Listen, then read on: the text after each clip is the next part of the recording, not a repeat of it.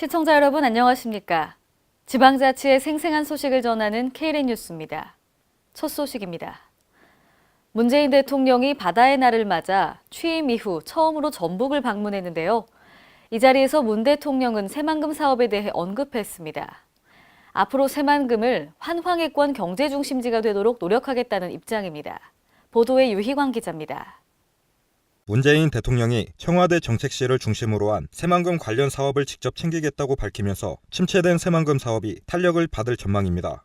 문 대통령은 31일 전북 군산에서 열린 제22회 바다의 날 기념식에서 새만금에 펼쳐질 농생명과 환경생태, 국제협력과 신성장, 해양관광 레저의 멋진 그림이 그려진다며 그동안 지지부진했던 사업의 속도를 올리고 핵심 인프라를 빠른 시일 내에 구축해 새만금이 환황의 경제권의 거점이 되도록 노력을 아끼지 않을 것이라고 밝혔습니다. 또 해운 조선 사업은 대한민국의 제4군의 역할을 수행하는 중요한 기간 산업이다며 해운 조선 산업이 어려운 시기에 있는 만큼 정부에서는 한국해양선박금융공사를 설립해 체계적이고 안정적인 금융 지원을 아끼지 않겠다고 강조했습니다. 문 대통령은 신규 선박 발주, 노후 선박 교체, 공공선박 발주, 해외 항만 개발 등의 구체적인 정책 지원도 제시한 데 이어 해양경제력과 해군력 강화를 위한 해양조사 역량 보강, 해양수산 R&D 비중 선진국 수준 확대, 해군 전력 확대 등의 방안을 제시했습니다. 특히 우리는 최고의 해양 잠재력을 가지고 있으면서도 이를 국력으로 발현시키지 못하고 있다며 해양수산의 국가경제 기여도인 14년도 기준 6.4%도 아직은 만족할 수준이 아니다며 문재인 정부에서 해양수산하면 대통령이 직접 챙긴다는 말을 듣도록 하겠다고 포부를 드러냈습니다. 해양 잠재력을 가지고 있으면서도 이를 국력으로 발현시키지 못하고 있으며 해양수산의 국가경제 기여도도 아직은 만족할 수 있는 수준이 아닙니다. 다시 한번 해양수산의 도약을 준비해야 할 때입니다. 바다의 모든 것을 새롭게 하는 제조해양의 절박한 심정으로 임하겠습니다. 한편 대통령 당선 이후 처음으로 전북을 찾은 문 대통령이 전북 최대 현안인 현대중공업 조선소 문제와 관련해서는 구체적으로 언급을 하지 않아 희소식을 기대했던 전북 도민들과 전북 경제계에 아쉬움을 남겼습니다. K랜 유희광입니다. 전북 익산시의 신축 이전한 전북과학교육원이 지난 30일 개원했는데요. 앞으로 과학문화체험전과 창의과학교실 등 다양한 프로그램을 마련해 과학교육회장이 될 것으로 전망됩니다. 보도에 한결 기자입니다. 전북 익산에 신축 이전한 전라북도 과학교육원이 30일 개원해 전북 과학교육의 새로운 산실로서의 역량이 기대됩니다. 미래 사회는 과학과 기술이 이끌어갈 것입니다. 이러한 시점에 기초과학의 원리와 창의적 탐구 능력, 함양을 통해 미래의 과학 인재를 양성하고자 하는 전북과학교육원의 역할은 그 어느 때보다도 중요하다고 할 수 있겠습니다.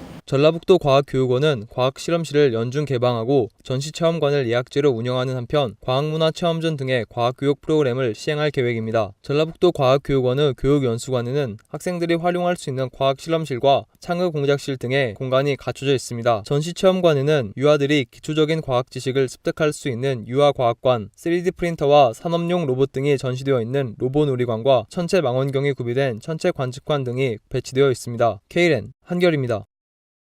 앞으로는 정신병원에 강제 입원된 환자들이 쉽게 퇴원할 수 있는 길이 열리게 됩니다. 지난 30일 정신보건법이 개정되면서 입원 절차가 까다로워졌는데요. 보도에 유희광 기자입니다. A씨는 자신의 의사와 관계없이 전남 화순의 한 정신병원에 30년 넘게 강제 입원된 상태입니다. 남편이 외도 사실을 숨기고 재혼을 하기 위해 A씨를 강제로 입원시킨 뒤 지금까지 병원 밖을 나오지 못하고 있습니다. 하지만 30일부터 A씨와 같이 억울하게 정신병원에 강제 입원된 환자들이 쉽게 퇴원할 수 있는 길이 열리게 됐습니다. 정신병원 강제 입원을 까다롭게 하고 퇴원을 쉽게 할 수 있도록 개정된 정신보건법이 본격 시행에 들어가면서 본인의 의사와 상관없이 가족들의 요청으로 인해 강제 입원당한 환자들의 족쇄가 풀려 병원 밖을 나갈 수 있다는 희망이 생기게 된 것입니다. 종전에는 입원 치료가 필요할 정도의 정신질환에 걸리거나 환자 자신이나 타인의 안전을 위협하는 경우 하나라도 해당되는 사항이 있을 경우가 입원 요건이었다면 개정된 정신보건법은 입원 치료가 필요할 정도의 정신질환에 걸려있는 경우 그리고 환자 자신이나 타인의 안전을 위협하는 경우 두 가지 모두가 해당되어야만 합니다.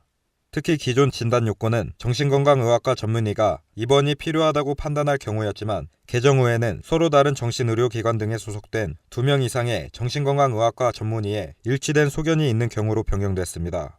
또한 정신건강의학과 전문의는 국립 및 공립정신의료기관 또는 보건복지부 장관이 지정하는 기관 소속 정신건강의학과 전문의 1명 이상을 포함토록 했습니다. 이에 따라 가족 간 재산 문제나 부양이 어렵다는 이유로 정상적인 사람을 정신병원에 강제 입원시키는 일은 어렵게 됐습니다. 가족들이 그 사람을 몰아가려는 그런 행동 자체가 좀 전 나쁘다고 생각합니다. 사람이 정신 이상자일 수도 있고 정신 이상자가 아닐 수도 있는데 아닐 수도 있는 걸 계속 막 집안에서는 막 싫다고 정신병자로 몰아가지고 병원에다가 입원을 시키면은 그건 좀 아니라고 생각합니다. 또 본인 의사와 관계없이 정신병원에 강제 입원된 기존의 환자들도 전문의, 법조인, 환자 가족 등으로 구성된 입원 적합성 심사위원회의 심사를 거쳐 쉽게 퇴원할 수 있는 길이 열렸습니다. Kren 유유광입니다. 세계 에너지 전문가가 총 집결하는 2017 서울국제에너지 컨퍼런스가 오늘 오전 서울시청 신청사에서 개최됐는데요. 이번 컨퍼런스는 원전 하나 줄이기 5주년 성과와 도전을 주제로 진행됐습니다. 원전 하나 줄이기는 태양광 발전 등 신재생 에너지를 생산하고 에너지를 효율적으로 이용하거나 절약해 수요를 근원적으로 감축하자는 정책입니다.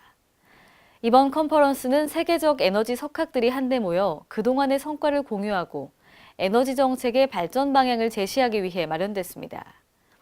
특히 문재인 정부 들어 원전 및 석탄 화력 발전소에 대한 재검토와 신재생 에너지 보급 확대를 강조하고 있습니다.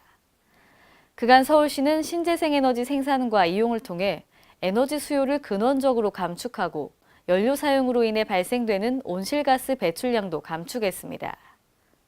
선인들의 지덕체를 경험할 수 있는 대표적 기구인 남원향교에서 10월 18일까지 다양한 청소년 인성 함양 프로그램을 진행합니다. 2017년 문화재청 공모사업에 선정된 향교 서원문화재 활용사업은 총 사업비 6,700만 원을 투입해 지역 청소년의 인성 함양과 역사문화인식을 키울 수 있는 프로그램이 다채롭게 진행됩니다. 앞으로 남원 중학교와 관내 초등학생 1,530명을 대상으로 오는 10월까지 향교가 갖고 있는 도덕적인 기반과 군자의 덕목을 일깨워주는 인성함양 프로그램을 진행할 계획입니다. 이상으로 Kren 뉴스를 마칩니다. 시청해주신 여러분 고맙습니다.